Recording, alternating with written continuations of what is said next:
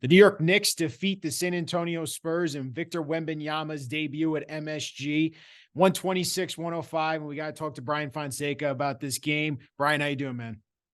I'm doing quite well. Not as well as I would like to be because Victor Wembanyama got his over on rebounds when I had the under 8.5, and he got two right before he got off the court. So thank you, Greg Popovich, for leaving him out there for an extra couple minutes. Really appreciate it.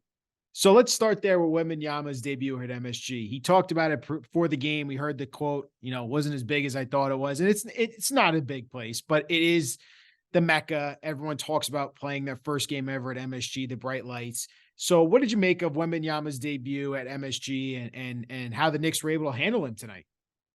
Wasn't good. He was 4 for 14 shooting, 0 for 4 from three. At the time, they were chanting overrated at him. Yeah.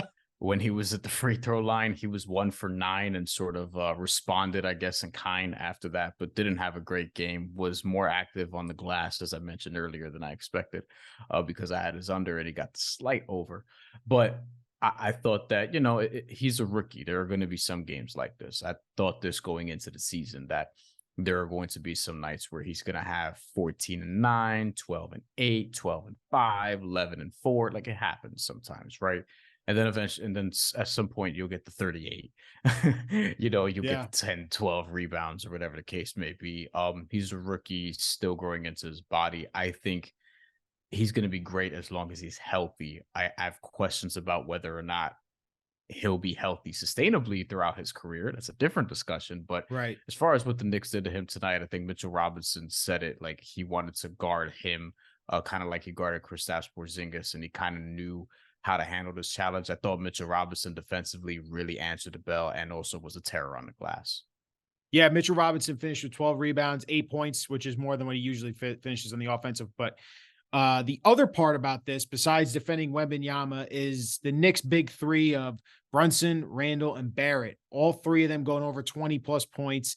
Is that the formula for this Knicks team? Is just those three really got to produce for you? And if one of those three is having an off night, it's going to be a tough night for the Knicks. It feels like that, right, Brian? Yeah, pretty much. You don't want to put too much on those three guys, but at the same time, they were able to produce against a team that's not great defensively at all.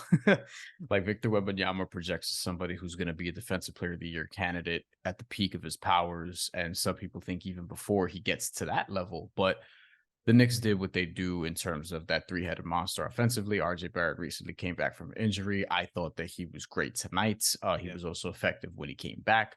Him, Julius Randle, Jalen Brunson combined for 72 points.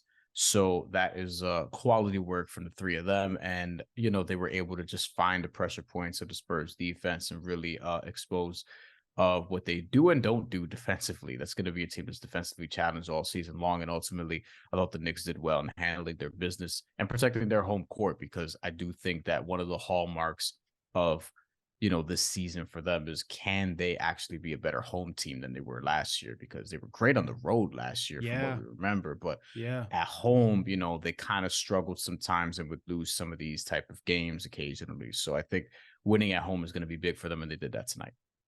Yeah, it's interesting with this Knicks team. Obviously, we were a little concerned about Randall the way he started this season, but he seems to be picking it up a little bit. I mean, it's just it feels like with Randall, and tell me how you feel about this. You really don't know what you're going to get from him every night. It could be a night of that he's completely off shooting and he just Right. the shot choices we talked about they look bad. He doesn't look like a good NBA basketball player. But then a night like tonight where he hit, even though it was 8 of 19, I mean, he still dropped some shots. He looked like a good basketball player. He played some bully ball a little bit. I mean, that looked like the all-star Julius Randle that we saw a lot of last year. For me, it's all about whether or not he can stay in rhythm, whether or not he can remain in the flow of the game and not sort of go off script too much, if that makes sense, right? Yeah. Because there are times that you see it because he is the king of NBA body language, and you could sort of tell right away when he's not feeling it, or when he's deciding to just do his own thing, so to speak, and just take the ball, isolation, jab step, not in a way that Carmelo Anthony used to do, because I feel like even Carmelo Anthony would make quicker decisions. Julius Randle sometimes, like, he can really take the air out of a possession, but I think he's at his best when he's making quick decisions, when he's in the flow of the game, and when he's playmaking effectively. I think he is underrated as a passer, and that is just probably my favorite skill set that he has. Is not necessarily the step back jumper, the overall toughness, the ability to stretch out, make the 3-point shot, or play bully ball inside. I really like the passing ability, and when he's in the flow of the game, he's passing out of double teams and hitting his shooters. And I think that's something that you want to see going forward. But he's had a couple good games now, quality games after a slow start. So we'll see if he continues on the path to turning it around this season.